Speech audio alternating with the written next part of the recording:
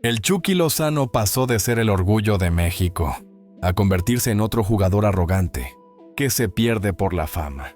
Hoy te cuento cómo Lozano autodestruyó su carrera, a tal grado que ningún equipo, en la actualidad, está dispuesto a contratarlo. Pero para entender cómo pasó de ser uno de los futbolistas más queridos de México a un cartucho quemado, tenemos que volver a sus inicios, en la Ciudad de México, donde se educó al estilo Cuauhtémoc. No le gustaba perder, ni en las retas. Si algo salía mal, explotaba. Y aunque muchos lo tachaban de insoportable, los que lo conocían sabían que ese fuego era lo que lo hacía diferente. Llegó a las fuerzas básicas del Pachuca, con una actitud que rayaba entre la ambición y la terquedad. Pero los entrenadores aprendieron a entenderlo. Sabían que ese chavo delgado, medio loco y con cara de pocos amigos, tenía un talento que no se veía todos los días. No solo corría más que los demás, era rápido, little, y tenía esa chispa que te levantaba del asiento. Poco a poco, se ganó su lugar en el primer equipo. Y cuando llegó el Clausura 2016, explotó. Lozano, junto a Eric Gutiérrez y Rodolfo Pizarro, formó un tridente que enamoró a México. Juntos llevaron a los Tuzos al título y nos hicieron creer que ahí estaba el futuro del fútbol mexicano. Pero mientras sus compañeros se estancaban, Lozano apuntó más alto. El PSV de Holanda lo fichó. Y desde su llegada, el nombre Chucky empezó a resonar en Europa. Gol tras gol, asistencia tras asistencia. En su primera temporada, se convirtió en el ídolo del equipo, el tipo que hacía la diferencia cada fin de semana. Los números eran brutales: 7 goles, 11 asistencias y un campeonato. El mundo hablaba de él y México lo veía como su nuevo héroe. Pero el problema con la fama es que si no la sabes digerir, te termina tragando. En el PSV empezaron a notarse grietas, las discusiones con árbitros, los pleitos con rivales y hasta con su técnico, Philip Cocu, quien un día dijo: si Lozano no aprende a controlar sus emociones, nunca llegará tan lejos como puede. Palabras que, por supuesto, Hirbing ignoró. Y luego llegó ese momento que lo cambió todo. Ante Alemania, ese día, el Chucky Lozano se volvió inmortal. Su nombre retumbaba en cada rincón. Era el nuevo héroe nacional.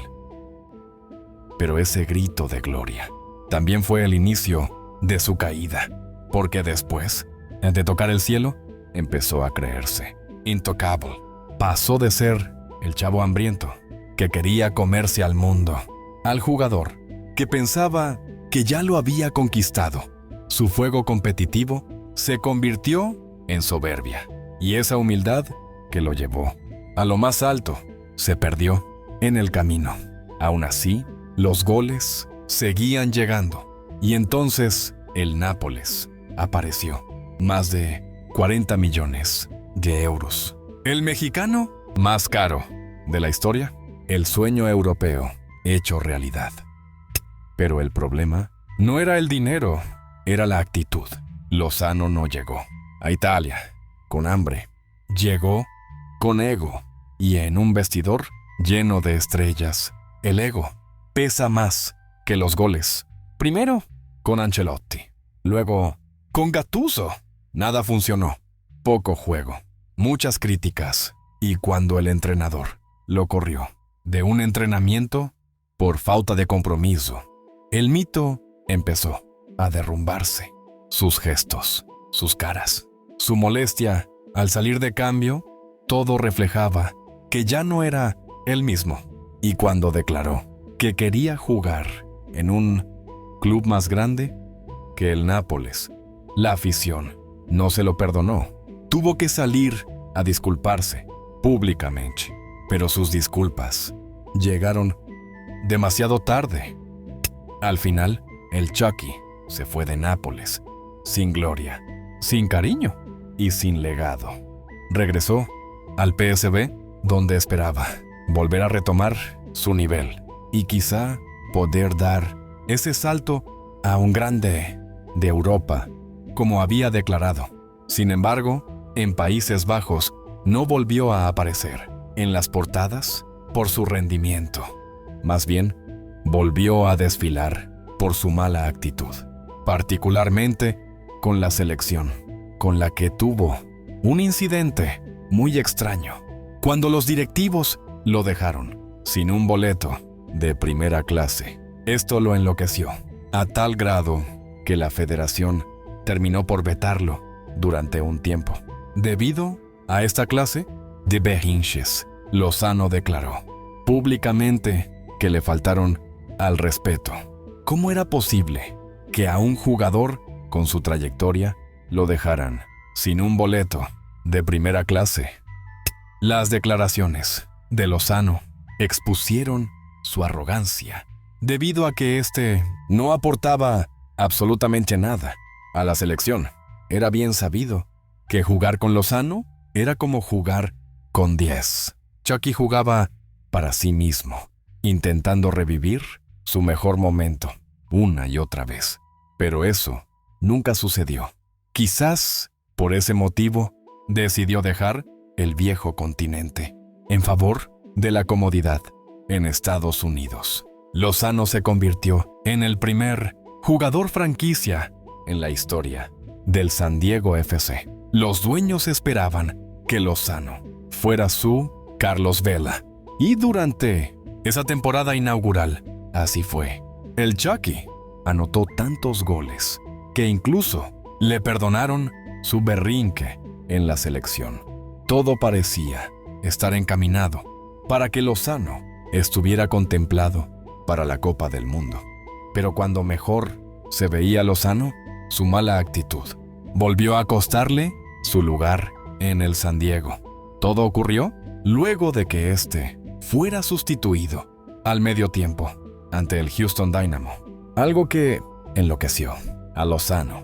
Irving discutió fuertemente con su cuerpo técnico, algo que inmediatamente le costó su lugar con el equipo.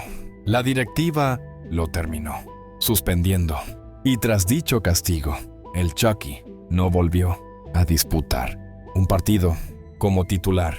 Meses después de ese altercado, la directiva optó por darle la razón al entrenador, declarando que Lozano no encaja con la idea de juego que quieren implementar y que una salida del futbolista es lo mejor para ambas partes. Lozano se marchará del San Diego como toda una decepción y como un reflejo de qué tan fácil un futbolista mexicano pierde la cabeza.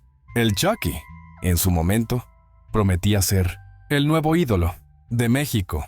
Todos lo ponían por encima de Christian Pulisic.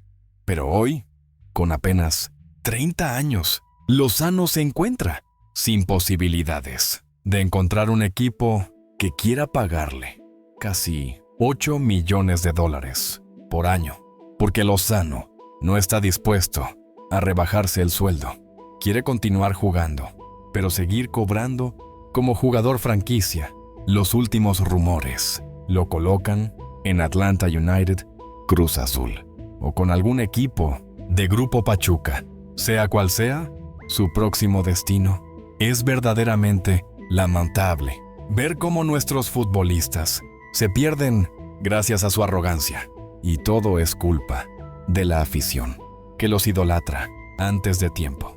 Ese ruido mediático que generan los futbolistas en nuestro país los hace perder el piso, y al final todos repiten la misma historia, tal como le sucedió a Javier Aquino, un futbolista que se creyó tanto la película de ser un crack que optó por regresar a México en lugar de aguantar su proceso de adaptación en Europa. Si quieres conocer más de esta historia, da clic en este video.